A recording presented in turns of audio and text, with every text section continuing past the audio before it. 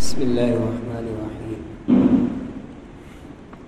وصلی اللہ تعالی علی خیر خلقہ سیدنا و نبینا و مولانا محمد وعلى آلہ واصحابہ وبارک وسلم تسلیما کثیرا. وعن ابن عباس رضی اللہ عنہما قال كان رسول الله صلى الله عليه وسلم حامل الحسن بن علي على عاتقه فقال رجل نعم المركب ركبت يا غلام فقال النبي صلى الله عليه وسلم ونعم الراكب هو. رواه الترمذي.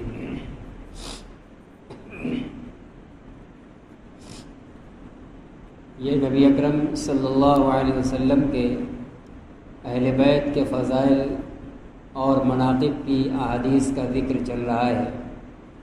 اسی ضمن میں حضرت حسن ابن علی رضی اللہ تعالیٰ عنہ کی فضیلت سے متعلق یہ ایک حدیث ہے جو حضرت عبداللہ ابن عباس رضی اللہ عنہما نے نقل فرمائی ہے.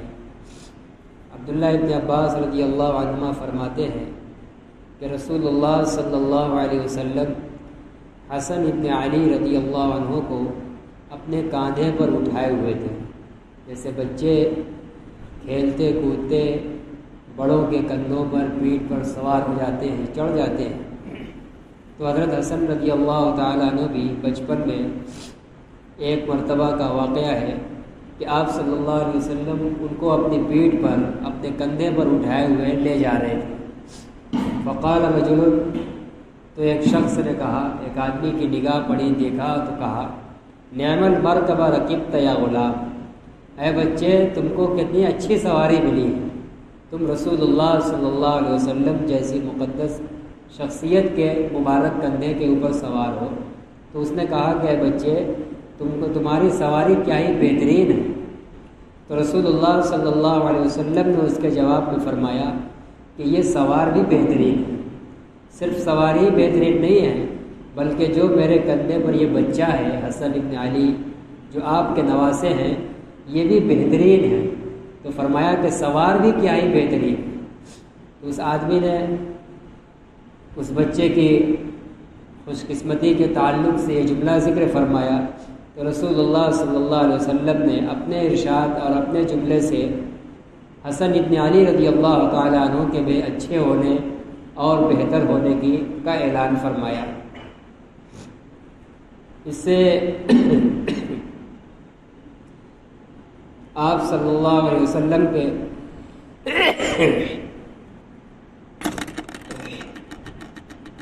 اخلاق کا بھی پتہ چلتا ہے کہ آپ باوجود سید الانبیاء ہونے کے اور اللہ کا ایک برگزیدہ پیغمبر ہونے کے اپنے بچوں کے ساتھ کس طرح آپ پیار اور محبت کا معاملہ کرتے تھے. یہ نہیں کہ آپ کو اپنی بڑائی کا اور اپنے نبی ہونے کا ایسا برتری کا احساس ہو جائے کہ اب بچوں کے ساتھ کھیلنا اور بچوں کو کھلانا بڑوں کے لیے کوئی معیوب ہو جائے، بلکہ جو ایک عام آدمی جیسے کرتا ہے اور یہ بچوں کے ساتھ پیار اور محبت کی علامت بھی ہے. جیسے عام ہمہ شمہ آدمی بچوں کو اپنے کندھے پر اٹھاتا ہے، پھراتا ہے، کھلاتا ہے، تو رسول اللہ صلی اللہ علیہ وسلم بھی یہی شفقت و محبت اپنے بچوں کے ساتھ فرماتے تھے. یہ کوئی آر کی بات نہیں ہے، ایسا نہیں کہ کوئی بڑا انسان ہو جائے تو اس کے لیے کوئی آر کی بات ہو. نبی اکرم صلی اللہ علیہ وسلم سے بڑا اور آپ سے زیادہ عظیم المرتبت کوئی نہیں ہو سکتا. آپ نے بچوں کے ساتھ اس طرح شفقت فرمائی ہے اور ان سے ان کے بچپنے کے مزاج کے اعتبار سے پیش آئے. تو بہر گئے سوار کر کے کندھے پر لے جا رہے تھے اٹھا کر. تو ایک آدمی نے دیکھ کر حضرت حسن کو مخاطب کر کے کہا کہ بچے تمہاری سواری تو کیا ہی بہترین ہے کہ تم نبی اکرم صلی اللہ علیہ وسلم کے مقدس کاندھے پر سوار ہو. تو آپ صلی اللہ علیہ وسلم نے سن کر خاموشی نہیں اختیار فرمائی بلکہ اظہار اور اعلان فرما دیا کہ جو سوار ہے یعنی حسن یہ بھی بڑے بہترین ہیں، کیا ہی اچھے ہیں. وعن عمر رضی اللہ عنہ انه فرض لأسامة في 3500 وفرض لعبد الله بن عمر في 3000. فقال عبد الله بن عمر رضي الله عنهما لأبيه لما فضلت أسامة علي فوالله ما سبقني إلى مشهد. قال لأن زيدا كان أحب إلى رسول الله صلى الله عليه وسلم من أبيك وكان أسامة أحب إلى رسول الله صلى الله عليه وسلم منك فآثرت حب رسول الله صلى الله عليه وسلم على حبي. رواہ الترمذی. حضرت عمر رضی اللہ تعالیٰ عنہ سے منقول ہے کہ انہوں نے حضرت اسامہ رضی اللہ عنہ کے لیے 3500 درہم وظیفہ مقرر کیا. بیت المال سے ان کے خرچ کے لیے 3500 درہم وظیفہ مقرر کیا. یہ اسامہ ابن زید وہ زید ابن حارثہ کے بیٹے ہیں، جو زید ابن حارثہ جن کو آپ صلی اللہ علیہ وسلم نے اپنا مبولا بیٹا بنایا تھا، اور بڑے ہو کر جن کے نکاح میں زینب بنت جہش رضی اللہ تعالی عنہ تھی اور ان کے ساتھ نباہ نہیں ہو سکا، جدائی ہو گئی، تو پھر زینب بنت جہش سے آپ صلی اللہ علیہ وسلم نے نکاح فرمایا، اور یہ نکاح آسمان پر ہوا تھا. یہ ساری چیزیں پیچھے گزری ہیں. کفار اور مشرکین تانا دیتے تھے کہ دیکھو محمد نے اپنی بہو سے نکاح کر لیا، تو اللہ نے قصدن نکاح کروایا تھا تاکہ جاہلیت کی یہ رسم ٹوٹ جائے کہ منہ بولا بیٹا حقیقی بیٹے کی طرح نہیں ہوتا، لہٰذا منہ بولے بیٹے کی بیوی اس باپ پر جس نے اس کو بیٹا بولا ہے وہ ہمیشہ کے لیے حرام نہیں ہوتی. اگر وہ اس منہ بولے بیٹے کے نکاح سے نکل جائے تو پھر اس انسان کے لیے جس نے اس کے شوہر کو بیٹا بولا تھا اس کے لیے وہ حلال ہوگی، وہ نکاح میں آ سکتی ہے. آپ صلی اللہ علیہ وسلم سے عملاً اس رسم کے خلاف کر کے دکھلایا گیا. تو اسی زید ابن حارثہ کے بیٹے ہیں اسامہ. ان کو بھی اللہ کے نبی صلی اللہ علیہ وسلم بہت چاہتے تھے، بہت ان سے پیار کرتے تھے. تو جب حضرت عمر رضی اللہ تعالیٰ عنہ کا دور خلافت آیا تو آپ نے انہی اسامہ کے لیے جو وظیفہ مقرر کیا بیت المال سے، تو وہ 3500 درہم مقرر کیا. وفرض لعبد اللہ ابن عمر فی 3000، اور اپنے بیٹے عبداللہ ابن عمر کے لیے 3000 مقرر کیا. حضرت اسامہ کے لیے 3500 اور اپنے بیٹے کے لیے 3000 وظیفہ 500 کم مقرر کیا. فقال عبداللہ ابن عمر لأبیہ، تو حضرت عبداللہ ابن عمر رضی اللہ عنہما نے اپنے والد حضرت عمر سے پوچھا لما فضلت اسامۃ علیہ، آپ نے اسامہ کو مجھ پر فوقیت کیوں دی؟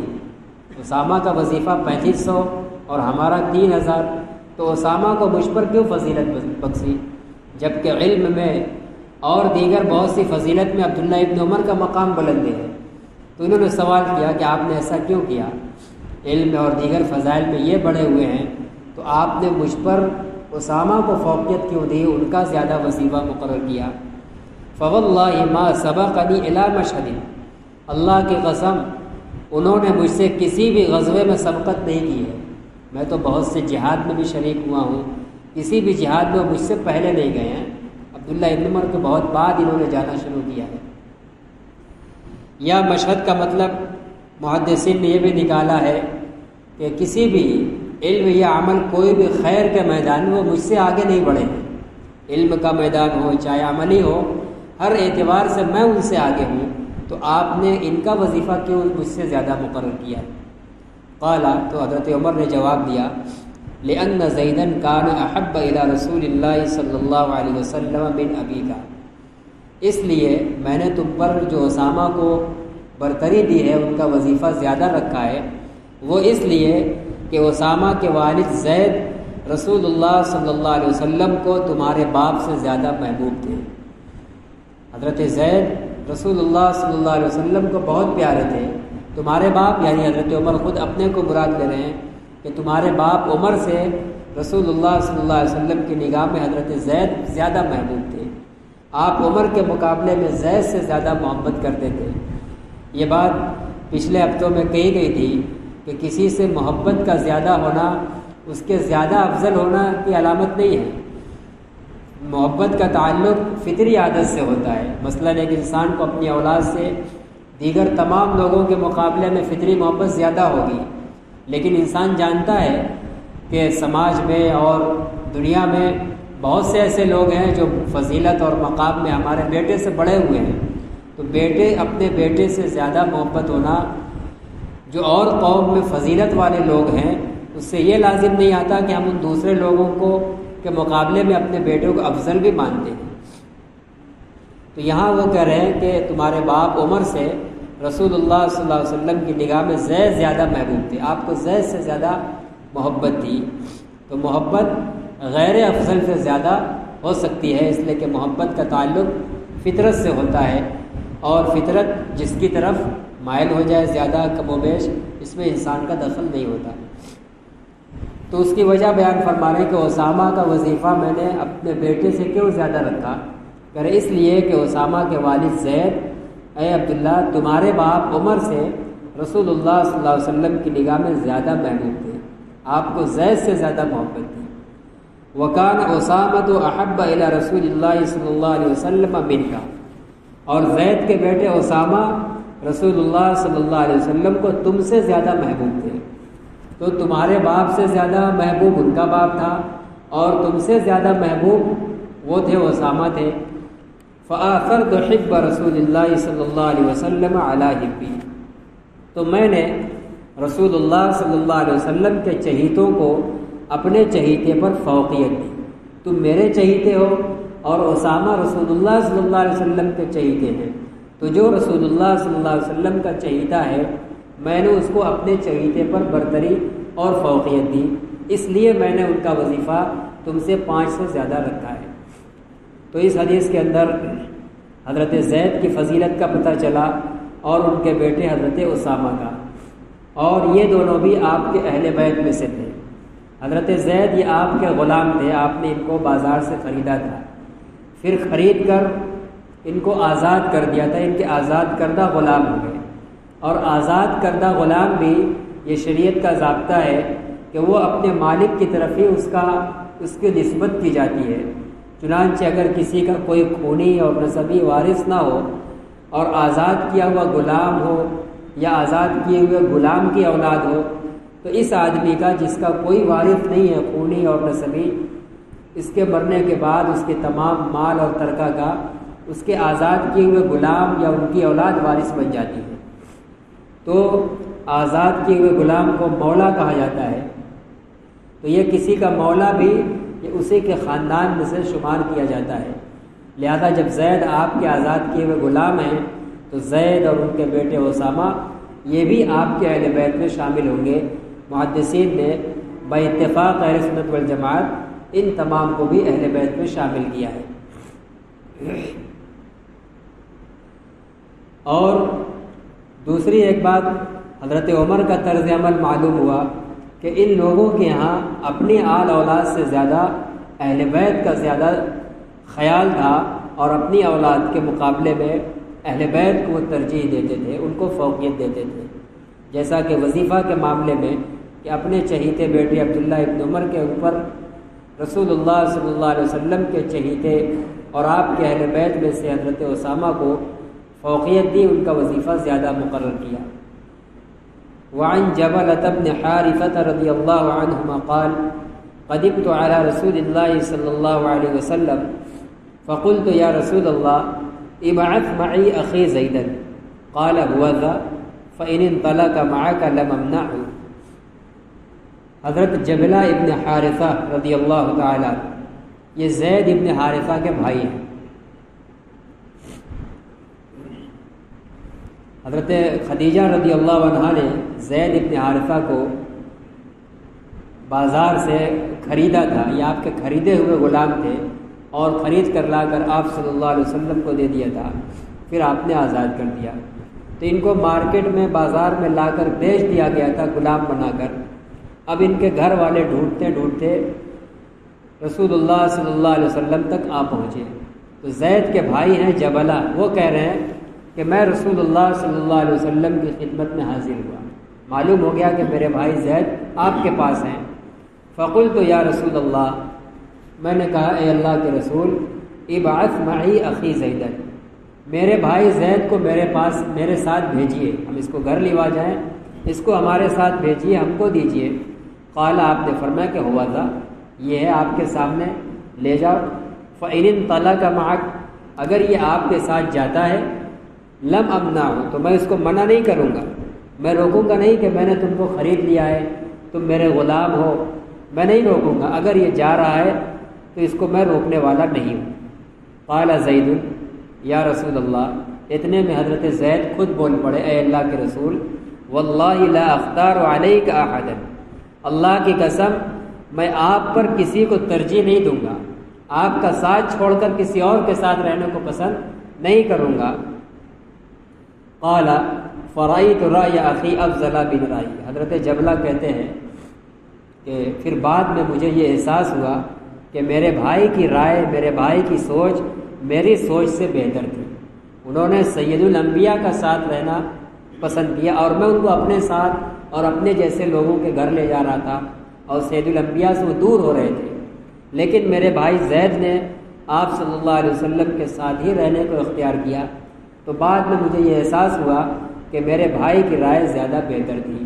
چنانچہ اسی بنیاد پر حضرت زید کو یہ فضیلت حاصل ہو گئی کہ اللہ کے رسول صلی اللہ علیہ وسلم کے چہیتے بھی ہو گئے، اور ان کی اولاد بھی آپ کی چہیتی ہو گئی، اور اہل بیت میں شامل ہو گئے۔ اگر چلے جاتے بھائی کے ساتھ آپ کو چھوڑ کر تو شاید یہ سب مقام حاصل نہ ہوتا۔ تو اسی لیے کہہ رہے ہیں حضرت جبلہ کہ میرے بھائی کی سوچ اور میرے بھائی کی رائے میری رائے سے بہتر تھی۔ وعن اسامۃ بن زید قال لما ثقل رسول اللہ صلی اللہ علیہ وسلم حبطت وحبط الناس المدینہ فدخلت على رسول اللہ صلی اللہ علیہ وسلم وقد اسمت۔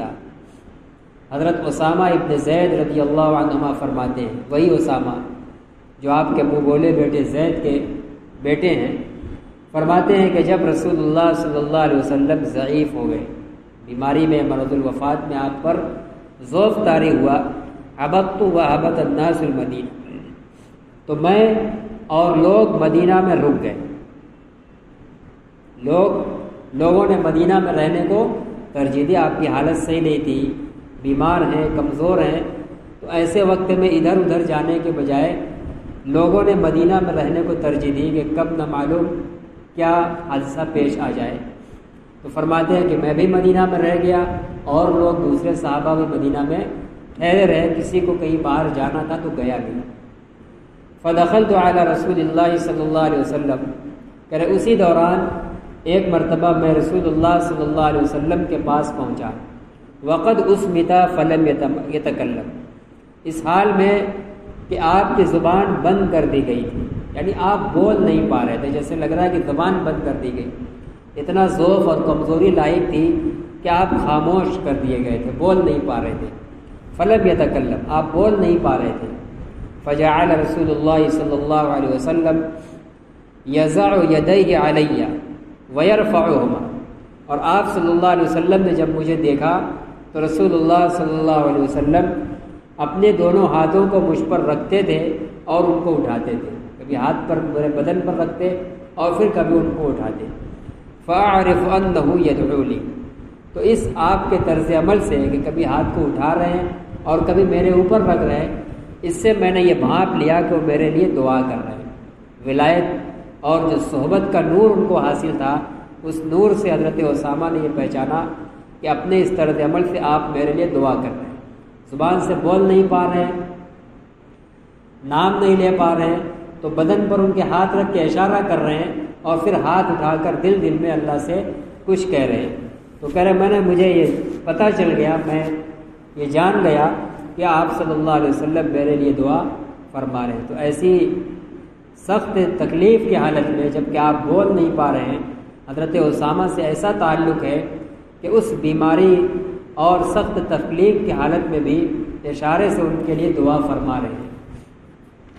وعن عائشہ رضی اللہ عنہا قالت اراد النبی صلی اللہ علیہ وسلم ان ينحي مخاط اسامہ، قالت عائشہ دعنی حتی انا الذی افعل، قال یا عائشہ احبیہ فانی احبہ۔ حضرت عائشہ رضی اللہ عنہ فرماتی ہیں کہ رسول اللہ صلی اللہ علیہ وسلم نے ارادہ کیا کہ اسامہ کی ناک صاف کریں. بھی بچے تھے، بچوں کے رال اور ٹپکتا رہتا ہے، تو بچے رہے ہوں گے، تو آپ صلی اللہ علیہ وسلم نے سوچا کہ ان کی ناک کو صاف کر دیں، پوچھ دیں. قالت عائشہ، وہاں حضرت عائشہ موجود تھی، انہوں نے کہا دعنی، مجھ کو کرنے دیجیے، دعنی حتی انا الذی افعل، اے اللہ کے نبی مجھے کرنے دیجیے، میں صاف کر دیتی ہوں. قال، آپ صلی اللہ علیہ وسلم نے فرمایا عائشہ احبی، تم اسامہ سے محبت رکھو، فانی احبہ، کیونکہ میں اس سے محبت رکھتا ہوں. وعن اسامہ رضی اللہ عنہ قال كنت جالسا اذ جاء علی والعباس يستأذنان فقال لأسامة استأذن لنا على رسول الله صلى الله عليه وسلم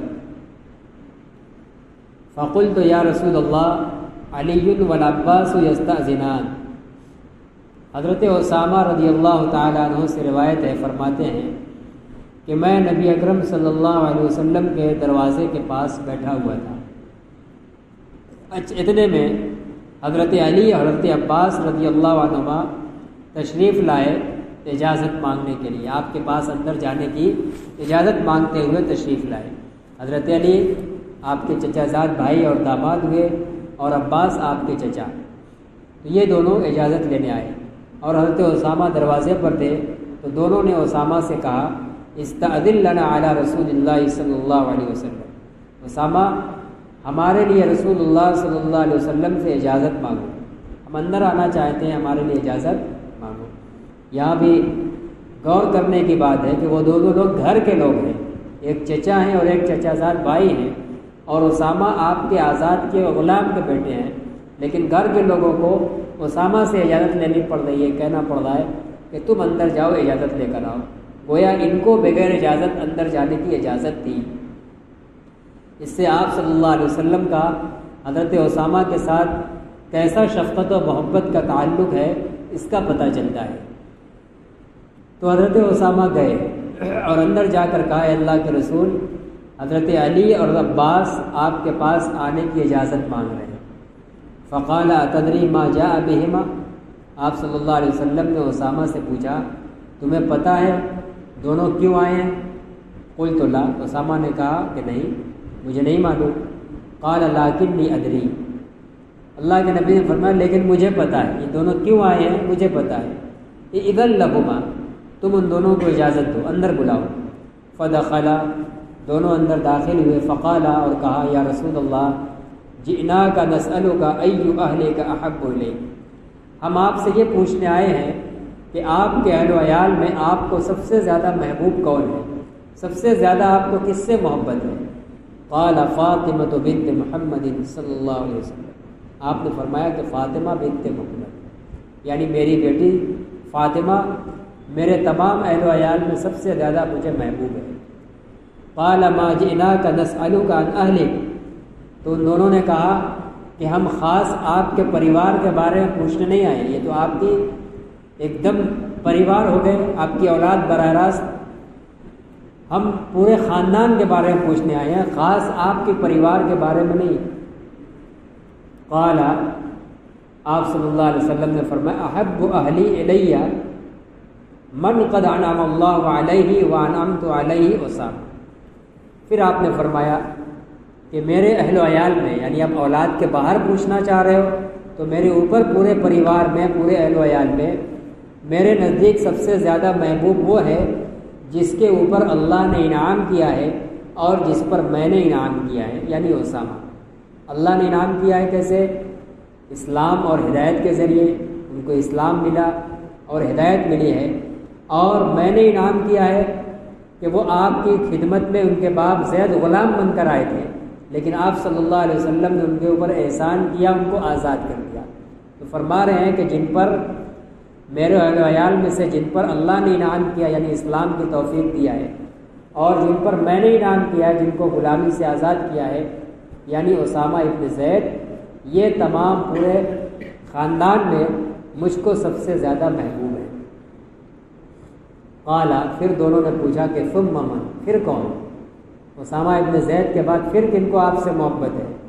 قال ثم علی بن ابی طالب، آپ نے فرمایا کہ پھر علی ابن ابی طالب، علی مجھے سب سے زیادہ محبوب ہے۔ اب یہاں محبت میں علی سے پہلے اسامہ ابن زید کا تذکرہ ہے۔ یہاں بھی وہی بات کہ محبت کسی سے بھی زیادہ ہو سکتی ہے، لیکن کسی سے زیادہ محبت کا ہونا یہ مطلب نہیں ہے کہ وہ دوسرے سے افضل بھی ہو۔ حضرت علی حضرت اسامہ سے بہت افضل ہیں، ان کا مقام بہت بلند ہے۔ یہ الگ بات ہے کہ فطری طور پر آپ صلی اللہ علیہ وسلم کو علی کے مقابلے میں اسامہ سے زیادہ محبت تھی، لیکن فضیلت، رتبہ اور مقام اسامہ سے زیادہ علی ابن ابی طالب کا ہے۔ جب حضرت علی رضی اللہ تعالیٰ عنہ کا تذکرہ کیا کہ تیسرے نمبر پر علی سے محبت ہے، فقال العباس، تو آپ کے چچا عباس نے کہا، اے اللہ کے رسول، جعلتا عمک آخرہم، آپ نے اپنے چچا کو ان میں سب سے پیچھے کر دیا، چچا کا کہیں تذکرہ نہیں کیا۔ اب علی کے بعد، اب اس کے بعد پوچھیں گے تو اب چچا کا تذکرہ کریں گے، یعنی ان تمام لوگوں میں چچا کو آپ نے سب سے پیچھے کر دیا۔ قال، تو آپ صلی اللہ علیہ وسلم نے فرمایا، ان علی سبقک بالہجرت، بھتیجے ہیں علی آپ کے، ٹھیک ہے، اور آپ سے زیادہ علی سے محبت ہے۔